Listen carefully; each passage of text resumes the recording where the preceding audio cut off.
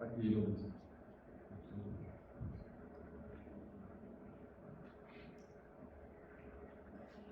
La túnica arcuginea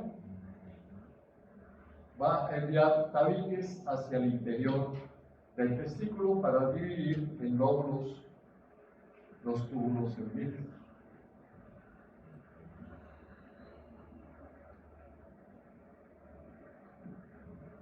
Entonces, las cubiertas son la vaginal visceral y la arcuginea.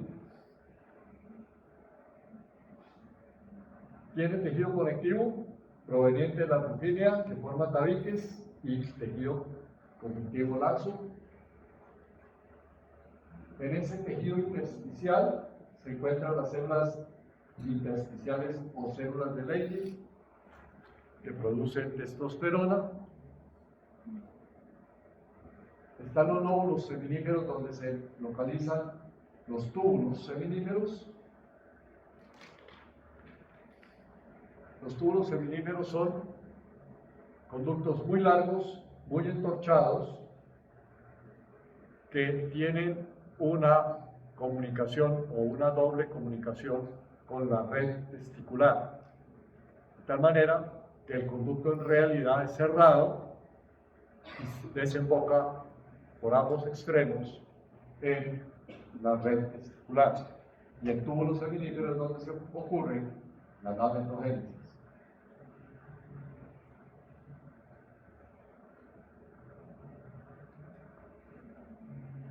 Lo mismo, acá está el mismo dibujo que mostré antes, y aquí esquemáticamente, estos son los túbulos seminíferos, aquí esquemáticamente separados en lóbulos. Pero el túbulo está muy entorchado, pero por sus dos extremos, o por un extremo mejor, va a terminar en la red testicular. La red testicular va a producir los conductos eferentes que van a formar el epidídimo.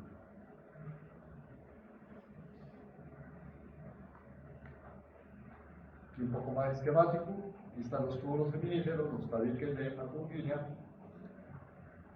y aquí la red testicular y los conductos eferentes.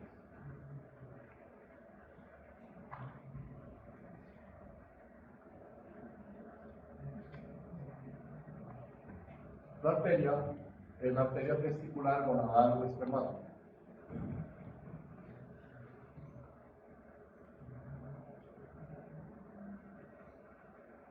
Proviene de la parte anterior de la aorta, ligeramente por debajo de las arterias renales. Hace parte, por supuesto, del conducto del cordón espermático. Los conductos genitales transportan los espermatozoides, ya sea dentro del testículo o por fuera de él. Los intratesticulares son los túbulos seminíferos, los túbulos rectos y la red de testis, los túbulos rectos es lo que es la parte final de los túbulos seminíferos. La red de testis es la red testicular, que es sencillamente una serie de tubos unidos, anastomosados, y que se reúnen en los conductos eferentes. Los conductos eferentes salen del testículo y van a formar la cabeza del epidídimo.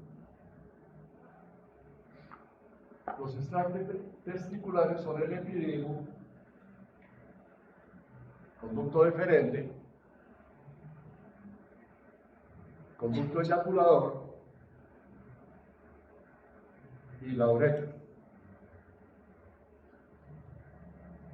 Acá esquemáticamente la red testicular, los conductos eferentes. Los conductos eferentes son múltiples, pero cuando se reúnen para formar la cabeza del epidídimo, van a formar un solo conducto.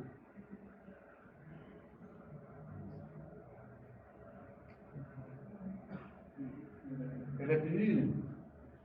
Se ha calculado que en algunos mamíferos el conducto puede medir 6 metros de largo.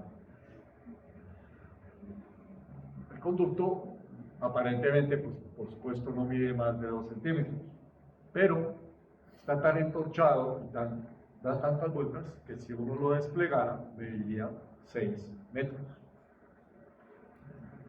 Allí van a terminar los espermatozoides, donde adquieren movilidad, la cual es necesaria para la fecundación. Los espermatozoides permanecen en el epidídimo, excepto que haya eyaculación. Si no hay eyaculación, los espermatozoides tienen un ciclo de vida y son recambiados continuamente.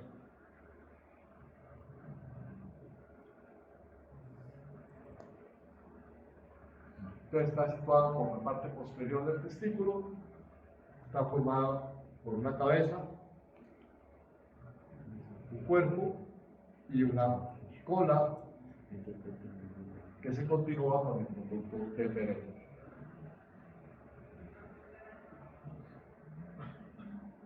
Cabeza, cuerpo y cola.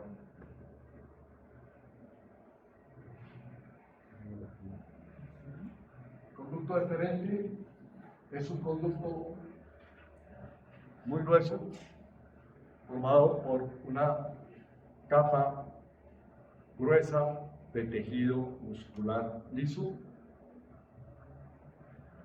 Su función es transportar los espermatozoides durante la eyaculación.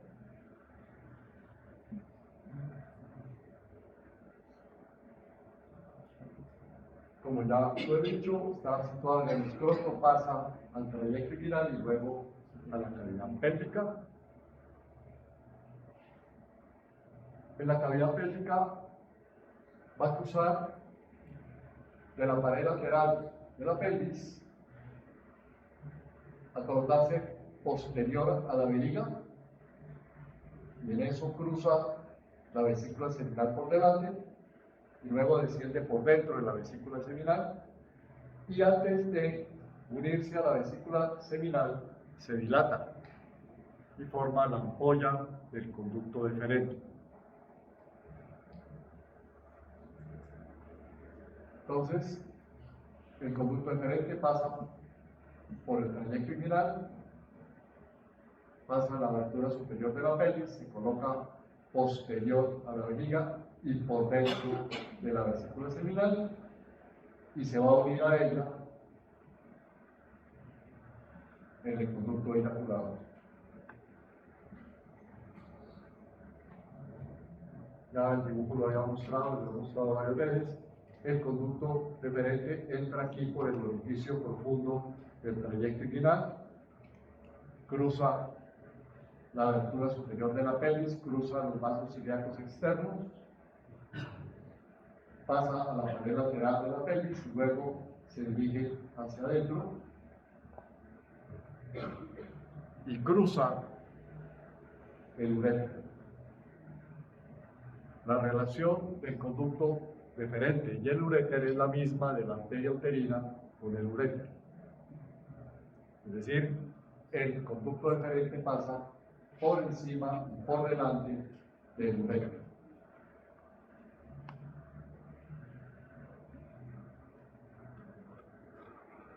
Acá, en un esquema, en un corte transversal, aquí tenemos el conducto deferente cubierto por el peritoneo.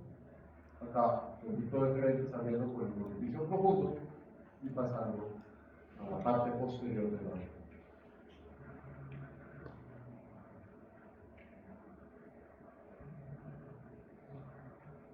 Aquí por detrás está la vejiga, la vesícula seminal del otro lado y el conducto deferente con el uréter.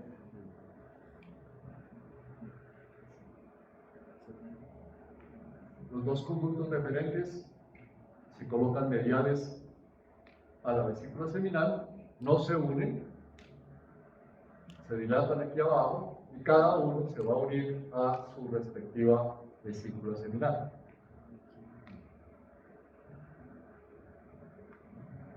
La vesícula seminal es un conducto. Cuando se hace un corte de la vesícula seminal se ve llena de cavidades, pero en realidad no son cavidades. Es el túbulo que está muy entorchado. Y entonces al cortarlo parecería que estuviera formado por cavidades, pero esto es cada vuelta de ese tubo. La vesícula seminal produce la mayor parte del semen. Aquí la vesícula seminal y el conducto deferente, la ampolla del conducto deferente es esta, y se unen y forman el conducto eyaculador. Las glándulas genitales, la vesícula seminal, como lo acabo de decir, es la principal productora del semen.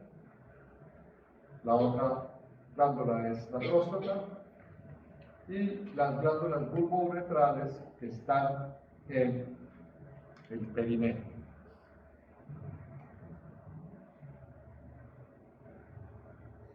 La vesícula seminal produce el 70% del semen. El principal producto para producir energía es la fructuosa en vez de la glucosa. Y la fructuosa es la que le da el olor característico del semen.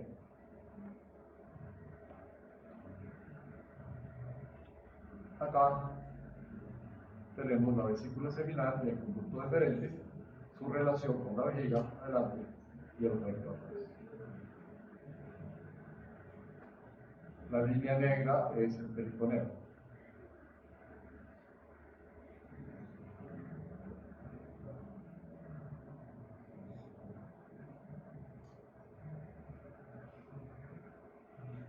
Lo mismo. Conducto eyaculador atraviesa la próstata y va a terminar en la uretra.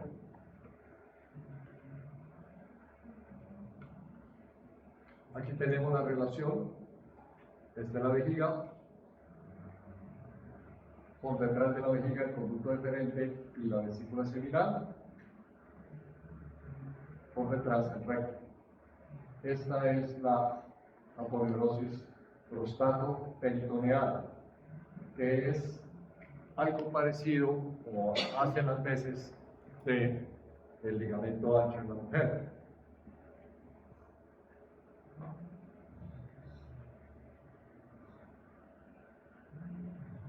Y aquí la unión deferente con la vesícula. La próstata es la otra glándula, contribuye al líquido seminal, está situada por debajo del cuello de la uretra, la vejiga urinaria. Por lo tanto, la vejiga urinaria, el cuello de la vejiga urinaria no está sobre el diafragma pélvico, está separado del diafragma pélvico por la próstata.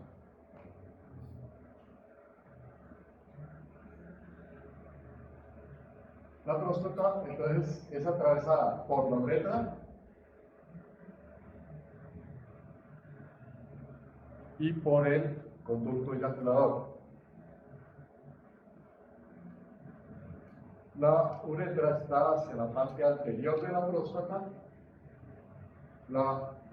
El conducto eyaculador viene de la parte posterior superior y desciende hacia la uretra.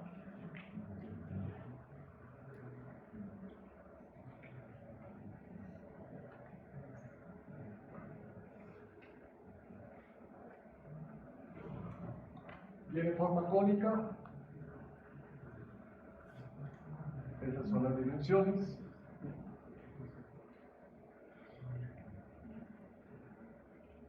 Se le describe una cara superior o base. Recuerden que la base de la vejiga es posterior, para no confundir. Tiene un vértice inferior.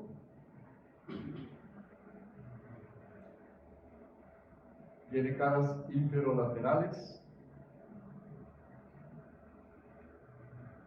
tiene una cara posterior y una cara anterior. La cara posterior es importante clínica porque es posible palparla por un tacto rectal. Y el examen del tacto rectal en el hombre permite identificar cuando esa parte posterior de la próstata ha aumentado de tamaño. La razón es porque la pared posterior de la próstata tiene un surco en la línea media. Cuando hay un crecimiento anormal de la próstata, ese surco desaparece.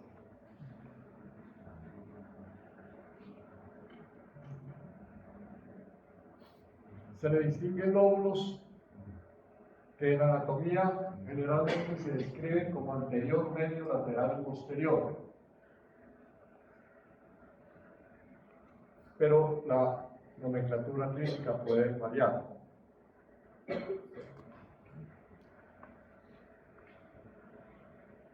Aquí estamos viendo la próstata, la llegada de la uretra a la base. Esta es la pared posterior y aquí está el surco.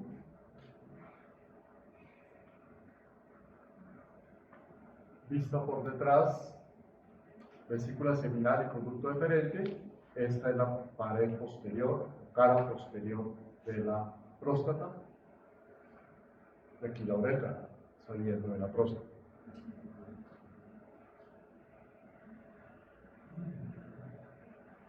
Aquí en un corte frontal, cuello de la vejiga, uretra prostática y luego aquí se continúa con la uretra membranosa.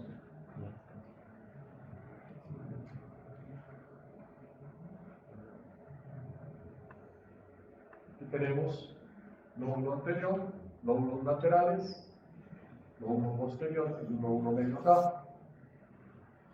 Aquí lo importante de ver es que esta es la uretra y ustedes ven que la próstata no tiene un conducto, sino múltiples conductos que desembocan a la uretra. Y aquí tenemos el conducto eyaculador. Veamos la.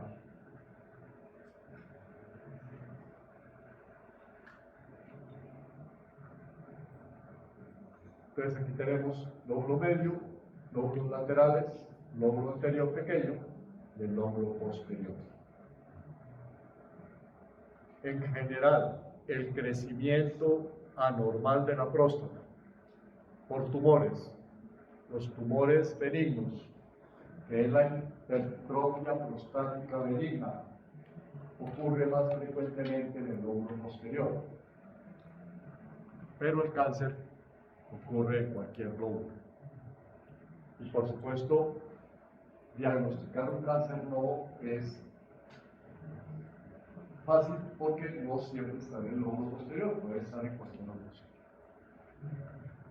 Pero la hipertrofia prostática benigna, es decir, los tumores benignos, sí son más fáciles de diagnosticar porque están en el lóbulo posterior.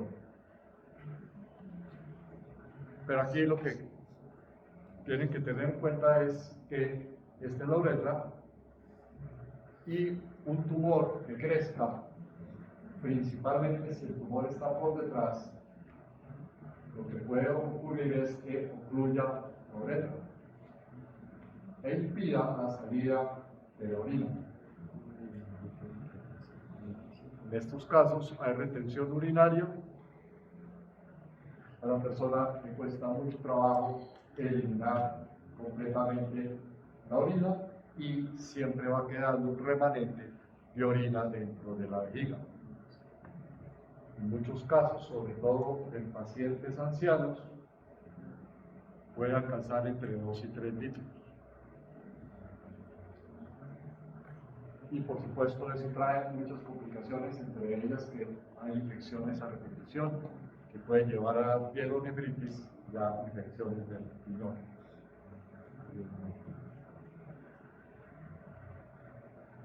La uretra es entonces conducto va a eliminar la vejiga, pero la uretra es también un órgano sexual, porque conduce el semen. ¿Sí? Perdón. Sí, podría ser, pero no es.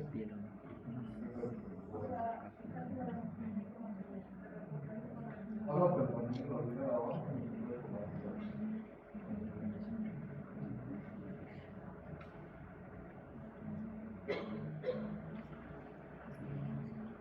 entonces, como ya lo había dicho antes, la uretra tiene una porción pélvica, una porción prostática, membranosa y pineal.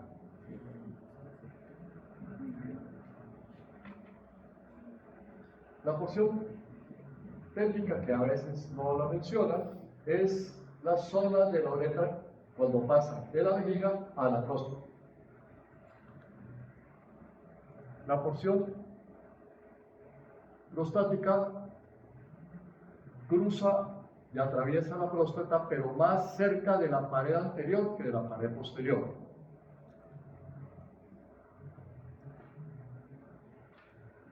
Tiene forma fusiforme,